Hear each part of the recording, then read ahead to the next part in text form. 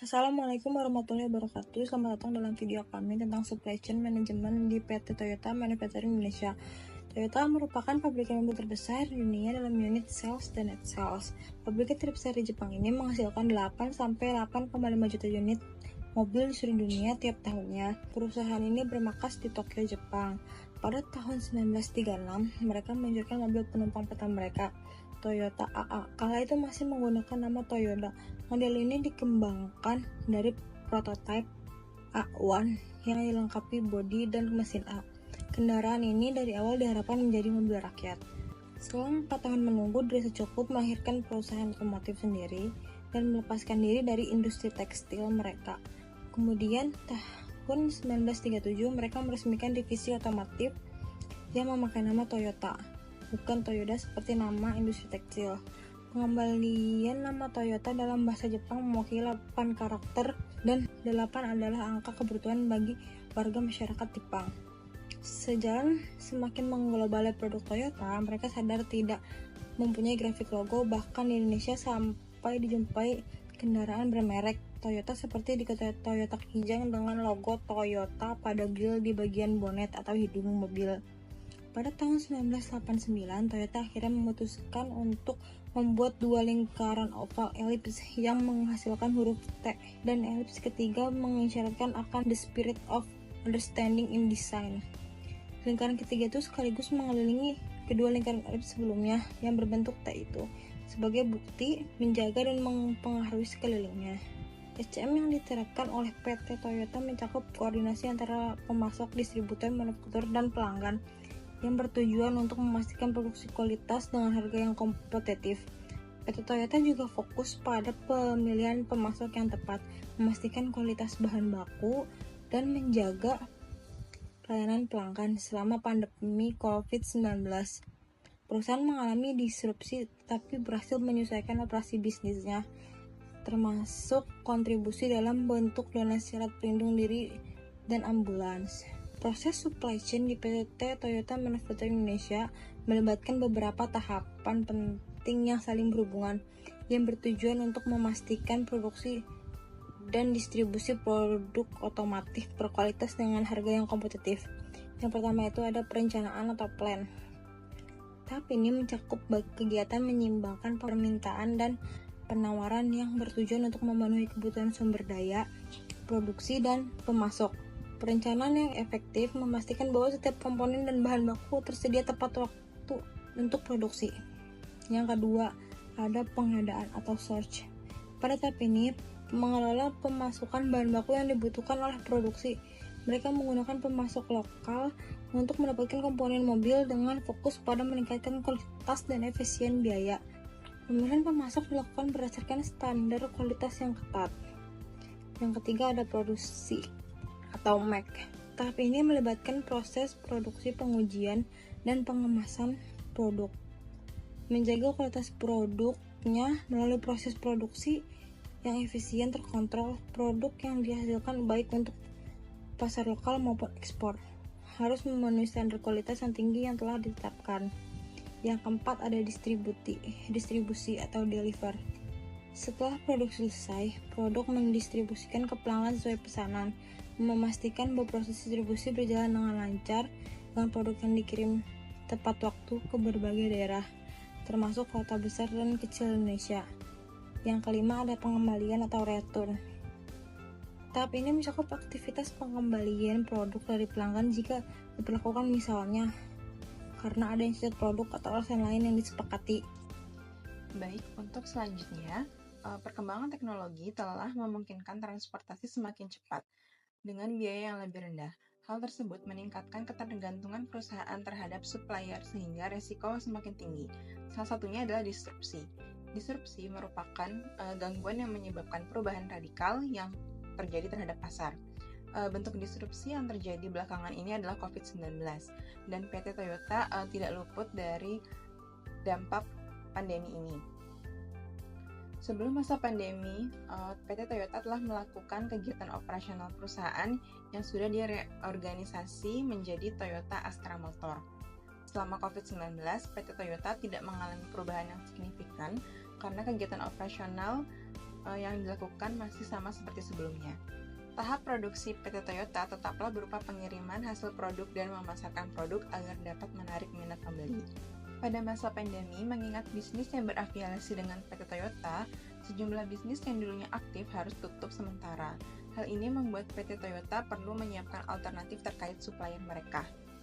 Dalam hal supplier, PT Toyota menggunakan pemasok lokal untuk setiap komponen-komponen mobil yang dibuat, serta perusahaan otomotif ini terus meningkatkan pemasoknya agar dapat memastikan bahwa produk yang diciptakan memiliki kualitas yang tinggi dengan harga yang kompetitif.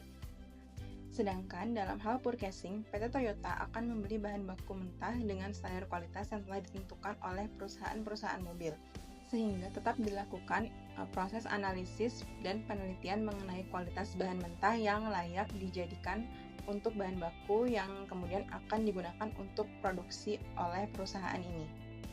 Kegiatan operasional PT Toyota memiliki perubahan seiring berjalannya waktu. PT Toyota terus memperbaharui operasional bisnisnya secara berkala dan menyesuaikan terhadap pasar dan lingkungan.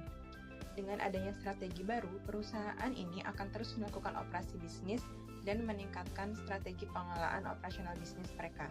Sehingga, berdasarkan supply chain management, tindakan operasional PT Toyota setelah pandemi adalah dengan menyadari bahwa outlet dari pemasok lainnya sudah diaktifkan kembali untuk mengontrol hasil produksi. Dan karena mereka telah melakukan penggantian atau pencarian alternatif terkait pemasok-pemasok yang tutup selama pandemi, maka untuk kedepannya PT Toyota telah memiliki banyak pilihan dari para pemasok-pemasok yang ada, sehingga apabila salah satu komponen ada yang kurang, maka dapat dicari alternatif substitusinya dari pemasok lainnya, sehingga hal tersebut dapat memudahkan proses produksi dan mempercepat proses produksi dan distribusi. Baik, di sini saya akan menjelaskan mengenai rekomendasi strategis untuk meningkatkan efisiensi dan juga efektivitas proses supply chain management atau SCM pada PT Toyota Manufacturing Indonesia. Berdasarkan analisis mendalam terhadap SCM Toyota sebelum, selama, dan juga setelah pandemi COVID-19, rekomendasi ini dirancang untuk membantu perusahaan terus mengoptimalkan proses mereka dalam beradaptasi dengan tantangan di masa depan. Yang pertama, perusahaan dapat melakukan optimization of local suppliers atau mengoptimalisasi rantai pasokan lokal, di mana PT Toyota telah berhasil mengintegrasikan banyak pemasok lokal ke dalam rantai pasokannya. Namun, untuk meningkatkan efisiensi yang lebih lanjut, Toyota dapat memperluas dan juga memperdalam kolaborasi dengan pemasok lokal, terutama dalam peningkatan kapasitas produksi dan juga kualitas. Pelatihan dan investasi dalam teknologi baru untuk para pemasok lokal dapat membantu juga menciptakan stabilitas pasokan dan juga mengurangi ketergantungan pada pemasok internasional.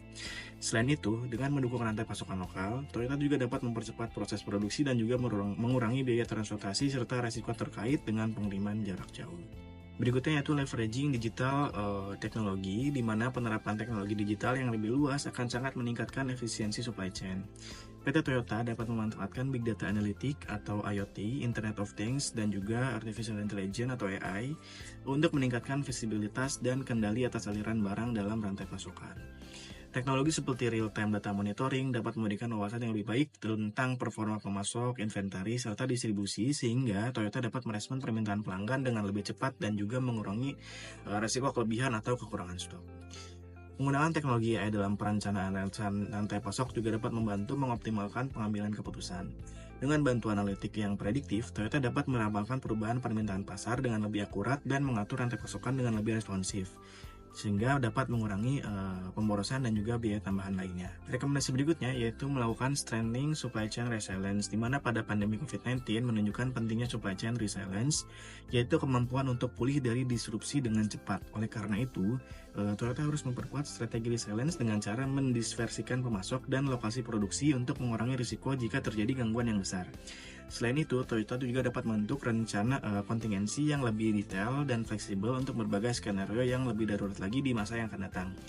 Hal ini akan membantu memastikan bahwa perusahaan tetap dapat beroperasi meskipun ada disrupsi yang besar di masa depan, seperti krisis global lainnya atau perubahan regulasi yang sangat mendadak. Toyota juga dapat mengembangkan kemitraan yang lebih erat dengan pemasok strategis, termasuk kontrak jangka panjang yang memastikan supaya bahan baku tetap aman. Bahkan dalam situasi yang tidak terduga, pendekatan ini akan memperkuat stabilitas rantai pasokan dan membantu Toyota merespon fluktuasi pasar yang sangat fluktuatif dengan lebih baik. Berikutnya itu melakukan enhancing lean manufacturing practice, di mana PT Toyota sudah dikenal dengan penerapan lean manufacturing-nya yang sangat bagus dan berfokus pada pengurangan pemborosan di setiap lini produksinya. Namun untuk meningkatkan efisiensi yang lebih lanjut, Toyota bisa terus memperbarui dan menyempurnakan pendekatan ini dengan lebih mengintegrasikan just in time atau JIT ke seluruh rantai pasokan. Mengurangi lead time dan meningkatkan koordinasi antar pemasok dan manufaktur dapat menghasilkan penghematan biaya yang sangat signifikan. Ini juga memungkinkan Toyota untuk merespon lebih cepat terhadap perubahan permintaan tanpa menumpuk inventaris yang berlebihan. Rekomendasi berikutnya dari kelompok kami yaitu expanding Green Supply Chain Management atau GSCM, di mana pengembangan Green Supply Chain Management ini dapat menuju keberlanjutan di mana menuntut perusahaan untuk mengurangi dampak lingkungan dari operasional mereka. Toyota dapat memperkuat GSCM ini dengan lebih fokus pada penggunaan bahan ramah lingkungan, peningkatan efisiensi energi dalam produksi, serta pengurangan emisi karbon di seluruh rantai pasoknya. Langkah-langkah ini tidak hanya membantu Toyota meregulasi lingkungan yang semakin ketat, tetapi juga meningkatkan citra perusahaan sebagai pemimpin industri yang berkomitmen secara berkelanjutan. Implementasi praktik ramah lingkungan juga dapat memberikan keuntungan jangka panjang bagi Toyota, termasuk penghematan biaya dan sumber daya, serta peningkatan loyalitas pelanggan yang semakin peduli terhadap dampak lingkungan dari produk yang mereka gunakan.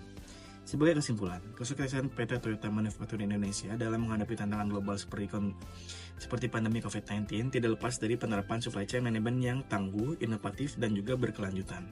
Dengan mengintegrasikan teknologi digital, memperkuat hubungan dengan pemasok lokal, serta menerapkan strategi yang lebih hijau dan berkelanjutan, Toyota telah menciptakan fondasi yang kuat untuk masa depan. Ini menunjukkan bahwa perusahaan tidak hanya mampu beradaptasi dengan perubahan, tetapi juga siap memimpin industri otomotif dalam menghadapi tantangan berikutnya di masa yang akan datang. SCM yang efektif memungkinkan Toyota untuk terus memenuhi kebutuhan pelanggan dengan produk yang berkualitas tinggi sambil menjaga efisiensi operasional yang mereka lakukan yang pada akhirnya memperkuat daya saing mereka di pasar global. Mungkin sekian presentasi dari kelompok kami. Terima kasih telah menyimak. Semoga bermanfaat. Wassalamualaikum warahmatullahi wabarakatuh.